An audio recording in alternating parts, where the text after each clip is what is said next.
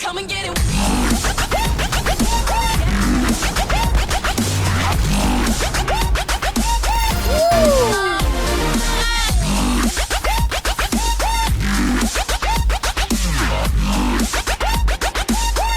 Wow. We hit our number.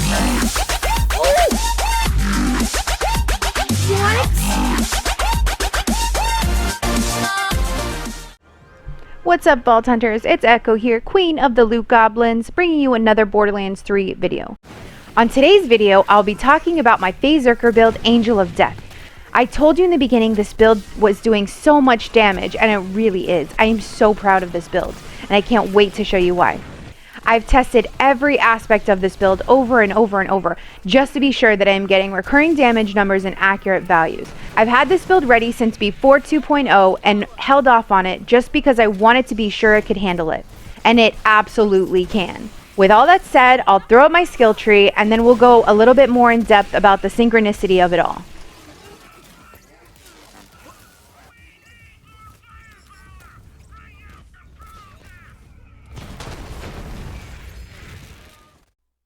Now that you've seen the skill trees, you might have noticed there are points in Violent Tapestry, Do Harm, Conflux, and 0 in Restless. Well, I'm not crazy. I found a way to save 5 points from Restless and put them into Do Harm and massively increase our damage. This is something that I don't see anyone really taking advantage of. Also, if you haven't seen my Rush Stacks Explain video, I would really recommend that video for further explanation on the Zerker and Rush Stacks, and there's also further testing in that video. Okay, so let me start explaining.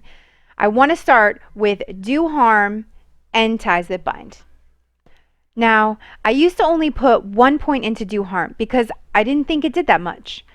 Oh, how I was horribly wrong. I knew prior that Do Harm was a monster, but now that 2.0 has dropped, the damage is in the millions, and without it, you're losing millions of damage. I've done a small test for you. Now keep in mind this test was done on the same modifiers, with the same weapon, with the same anointment, and the test was done 10 times each. Once with Do Harm and once without. Just so you can see why in 2.0 Do Harm is a must for those beefy targets and for your Phasezerker build. Now, before I get into the tests, Do Harm increases your action skill damage for every rush stack consumed. And since you can consume 99 stacks, our action skill damage becomes insanely high. Now, for those of you who don't know what Ties That Bind is, it's basically enemies near the grasped target are linked and any damage dealt to a linked target is shared. So let's look at these examples and you can see the damage difference. Okay, so here we are in Athena's, and I'm looking to grasp 2 small troopers together for both tests. I will have no guardian rank on, and in this test, I only have 1 point in Do Harm, just so I could get down the tree. I have done this test several times before, and I'm looking for about a 3 million number.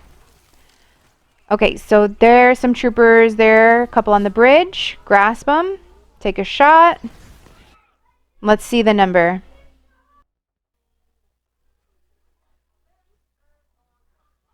Numbers get so cluttered in this game.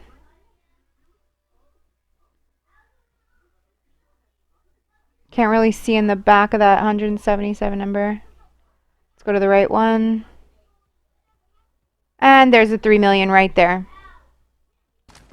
Okay, next test. This is my build. We've got Do Harm and Violent Tapestry and some Conflux in there. We're really just looking for that number. And let's see what kind of number we got on this side. Oh geez, my field of view is off from the last test. Alright, where's our number? 1 sec. There you go. So the number we're looking for is about 8-9 million. And there it is, 8-9 million. So with Do Harm, you are going to be doing about 5 million more damage. Now you know I gotta show off my build with Guardian Rank turned on. And just a cool 20 million. No big deal. So basically the difference of having Do Harm and not Do Harm are obviously a big difference. Next, let's talk about Violent Tapestry. This skill increases our status effect chances the more rush stacks consumed. And with a cap of 99 stacks, that almost gives us 100% chance. Yep, that's correct, 100% chance. This is the reason that it's best when using cryo, because it freezes enemies so quickly. Why does it matter if our enemy is frozen, you ask? Well, not only are they immobile and can't shoot you, but they get special frozen bonuses as well, such as 200% explosive damage and 200% extra critical hit damage. That's not bad if you're using the new KSN SMG. We will be using cryo in this build as well. In fact, we're using every element in this build without any effort. That is why Violent Tapestry is key. Now that we are still on the topic of status effect, this is why I'm using the skill Conflux. Now, I know what you're thinking already. What? No one uses Conflux on a Zerker. Well, to be fair, no one also uses Do Harm, and I blew that right out of the water. So bear with me on this one too. So, the skill Conflux is when Amara applies a status effect on an enemy, she gains the chance to randomly electrocute, ignite, or melt that enemy. This is so great because it takes care of fire, shock, and corrosive dots. So if we use a bonus element of cryo and radiation on our shield and nade, we are getting 5 elements without having to mix and match at one time. With our normal skill points, unfortunately, it is too far down the tree and we can only afford 3 points into Conflux. This is why you want as many points into Conflux as you can on your class mod to boost that chance. If you are using a kinetic weapon, that gives you 6 types of damage dealt. I also wanted to touch quickly on the Guardian rank skill Harmageddon. Enemies take 5% more damage per unique status effect. Therefore, we are doing 25% more damage to our enemies. So I hope you're still with me in seeing how much damage this is adding up to, and we're not even done yet. Let's stay on the Fist of Elements tree for a minute and talk about our elemental boosters, Anima and Tempest. Anima is literally boosting up everything we just talked about regarding status effects and status durations. And Tempest is boosting our elemental damage by 30% and our shock damage is further increased by 20%.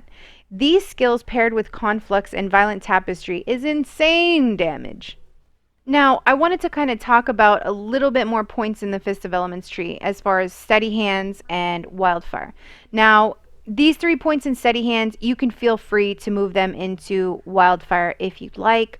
Wildfire is basically when Amara applies a status effect, it can spread.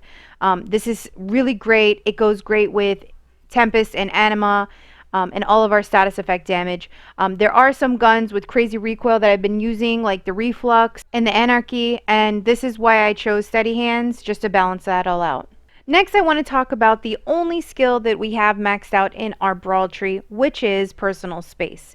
Now, Personal Space on the card says it gives you a bonus damage of up to 36%. Well, we all know, and if you don't know, the card is wrong. It's actually giving you a 54% bonus, and that's why on every build, this is pretty much a must to have. Not to mention, this is also in our V2 category for those of you who use Prismatic's formula. Now let's just touch on some of the skills that we missed in our Mystical Assault tree, starting with Transcend. Now Transcend is an amazing perk. You can get a critical hit damage of 27%. Now if you switch to Phase Cast while bossing, you can proc it twice, giving you a 54% critical hit damage. It's an amazing skill to have. And then on top of that, you have your accuracy at 38%, which is going to help with those recoil weapons. Next, I put a point into Remnant. I feel like it's silly not to put a point into Remnant. It only takes 1 point. Basically, what Remnant does is it takes a homing projectile and seeks out a new enemy. And that little homing projectile also does overkill damage from the kill before. So in Mayhem 10 2.0, you're doing millions of damage. So that little projectile doing damage is now going to be in the millions, killing your next target. Now the last 2 skills in our Mystical Assault tree that I want to talk about is Awakening and Avatar. So Awakening basically gives you rush stack effectiveness, and this build is all about our rush stacks. Do Harm and Violent Tapestry. This is going to increase it by 30%, which is a big buff to them. Then you have Avatar.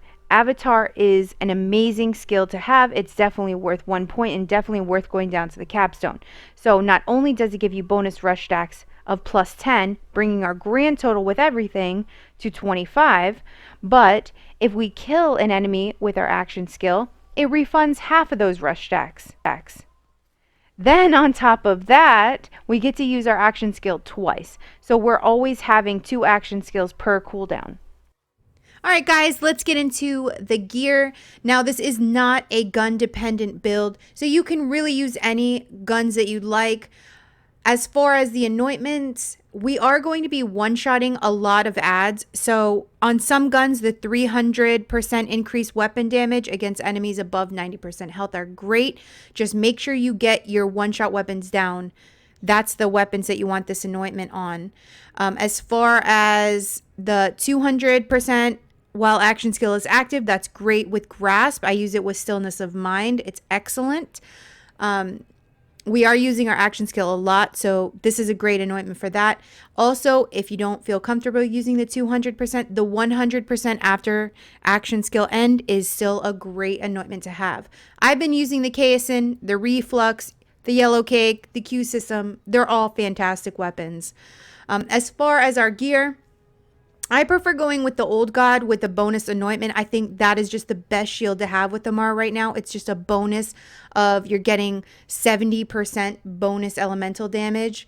For our nade, I usually use the P nade with bonus radiation. Now remember, on our bonus element anointments, we are going to want cryo and radiation. This is getting our 5 element all the time bonuses.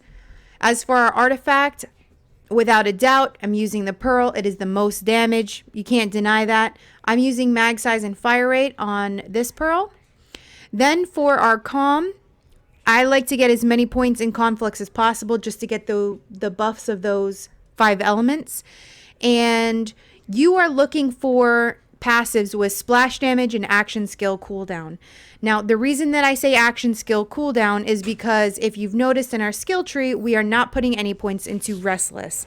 And this is because I believe it's a waste. You're only getting 25% action skill cooldown rate with Restless. And if you get it on your Calm, you're saving those 5 points and you're getting a 35% action skill cooldown rate. So really look for a Calm with action skill cooldown rate, and splash damage is going to be key as well, since we are not putting any skills into Arms Deal.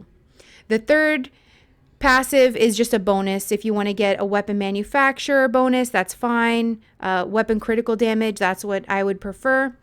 But yeah, you're really looking for that action skill cooldown and splash damage though. Alright guys, that is going to do it for this build. I hope you enjoy all of your newly found damage with Do Harm and Conflux and no points in Restless. I promise you won't regret it. You don't need it. It's still a 5-second cooldown.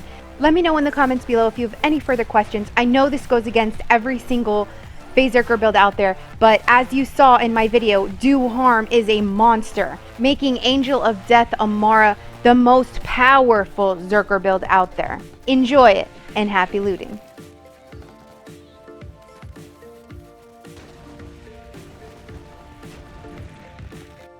Please take a moment right now and hit that like button. I'd greatly appreciate it. If you want to catch these videos live, you can find me at twitch.tv/JadedEcho_ or subscribe to my YouTube channel and be up to date with each video.